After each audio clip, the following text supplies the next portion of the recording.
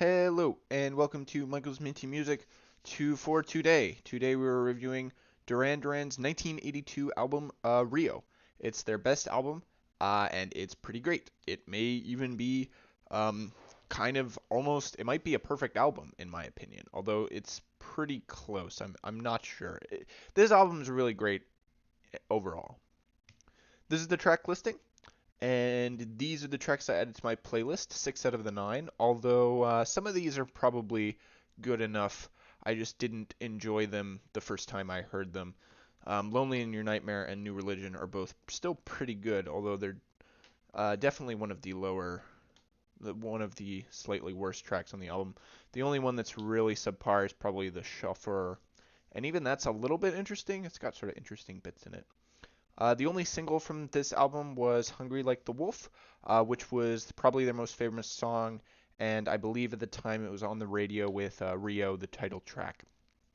My favorite song here, I probably gotta go with Last Chance on the Stairway, although I do really love Rio as well. The title track, Rio, great, but Last Chance on the Stairway is just a little bit less iconic, I guess, and therefore it hits me differently. But overall, I think this is a very great album. The only sort of critique is that the style is relatively limited. It is all a specific 1982 new wave pop stuff. Um, if you like that, you'll love this album. If not, you'll probably hate it because that's pretty much what this is. It doesn't really have a lot of stylistic range.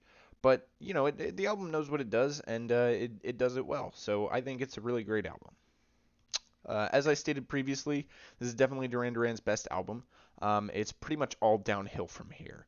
There's basically no contest for the top slot for Duran Duran albums. Rio takes it easily.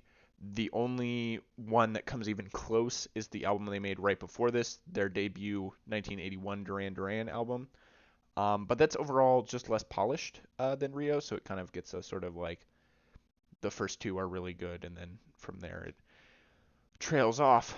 And then this is my favorite album from 1982, and it beats out some relatively stiff competition here. The Nylon Curtain and Hot Space are both pretty good albums.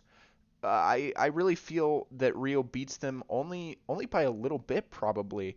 The Nylon Curtain and Rio are really both real up there.